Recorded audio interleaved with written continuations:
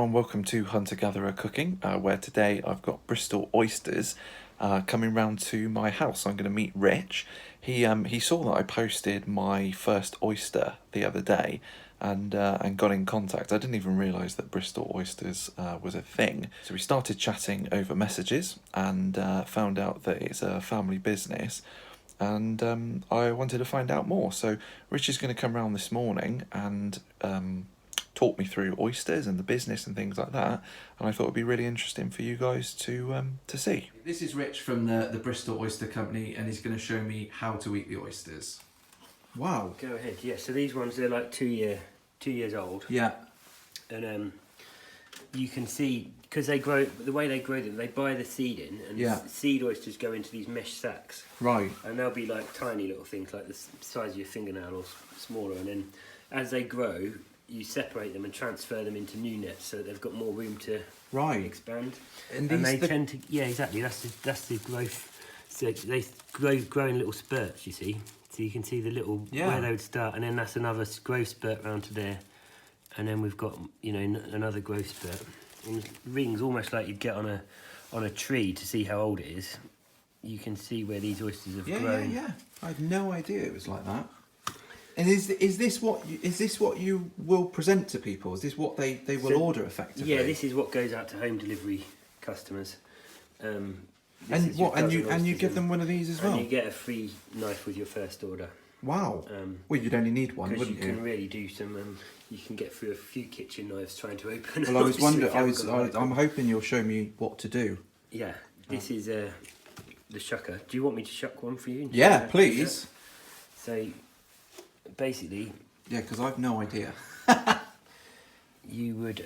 There's kind of two ways you can do it. There's a way, like a lot of chefs they go in through the hinge. Right. So you put your knife in the back there like that. Yeah. Put it fair enough so that it'll hold the oyster up like that. And then it's kind of a twisting like that, and then the lid will just pop off. Right. And then there's a little muscle here. Yeah. And you just cut through the muscle, and then that top shell will come off. And then that's the excess water. Some people like to keep the water in there. Some people get rid of some. I prefer it without because I like the taste of meat. But so I pull my water off, and then there's another muscle on the bottom side of the shell, so you just cut through that. Yeah, so you have to sort of separate it. Yeah, separate it, and then you've got your shucked oyster. Wow. So, do you want that one? I don't know. Yes. Yeah, I do.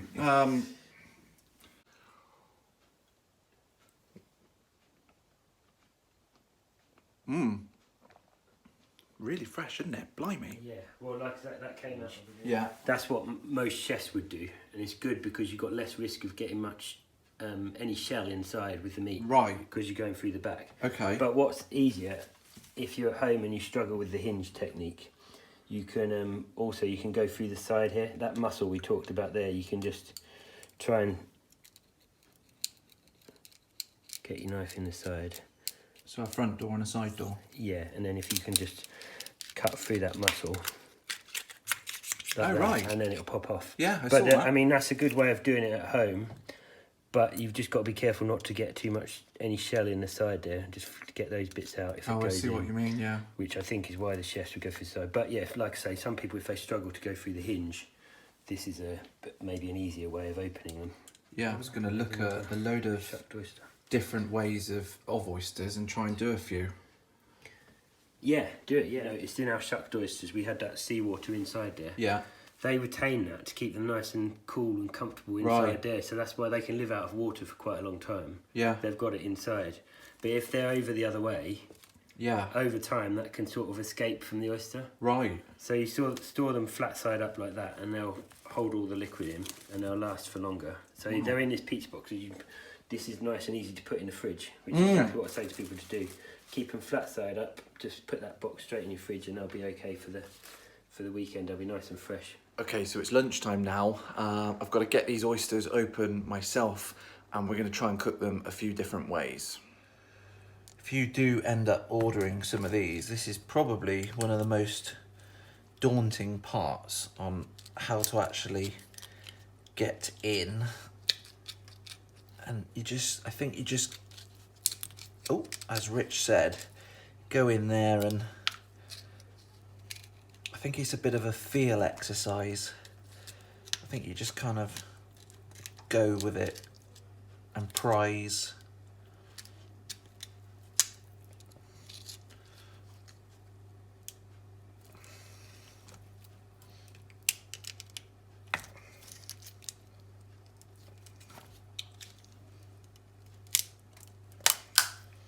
There you go.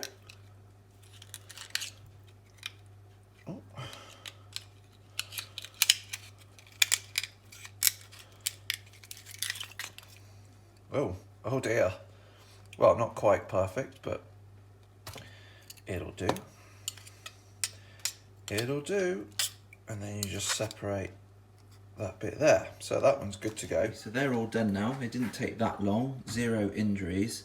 Now the first way that I'm going to do these is just going to batter them. So I just made a little batter up there with some salt, some flour, a little bit of pepper and some water. So just give those a good mix in a second. Make sure they're all covered, and then we'll be dropping them into some nice hot oil. Okay, so these guys are going to go in the oven. That's probably too much, but I just basically thought we'll put a bit of butter in there, squeeze some lemon juice into there, and then I just thought a little bit of paprika over the top, and we'll see how they get on. And then these two little creatures are going to go into just some breadcrumbs that I've put through a blender. I think that will do on the baking tray like that. So basically we've got 1, 2, 3 different ways of doing these, and we'll see how they turn out. We'll see how these do. Might not work, we'll see. So they go in there, I'll put it on about 200. This is good as it's gonna get. So 1,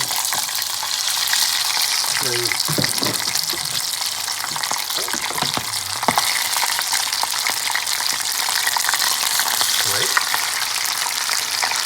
there we go. So I've taken them off the heat now, and I'm happy with them.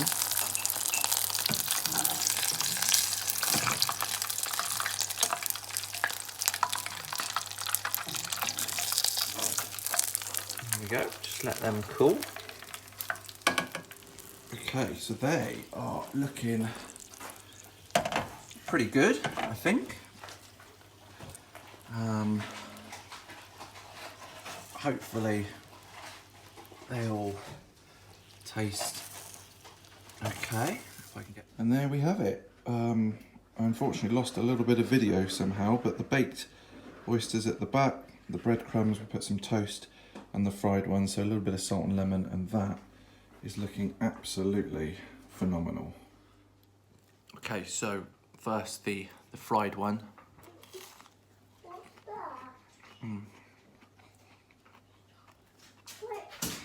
Really, really tasty. So fresh. If eating these raw puts you off, then definitely cook them, because it just changes everything. So next one is the baked one.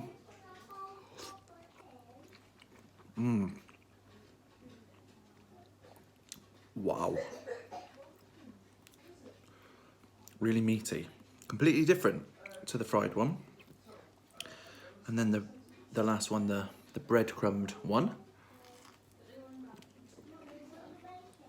Oh. It's weird how they're so different, but that is so good. That was amazing. Huge, huge thank you to the Bristol Oyster company for these. The oysters are just phenomenal. You have to give it a try. Whether you're on your own or having a party or whatever, they come in a box like that pizza box that you saw. Well worth the money, it's delivered. If you go onto the website, it tells you sort of where and how much and all that sort of thing. But please check them out. If you've liked this video, give it a thumbs up. If you're new to the channel, please hit that subscribe button. Every bit of support is appreciated, and I'll see you soon.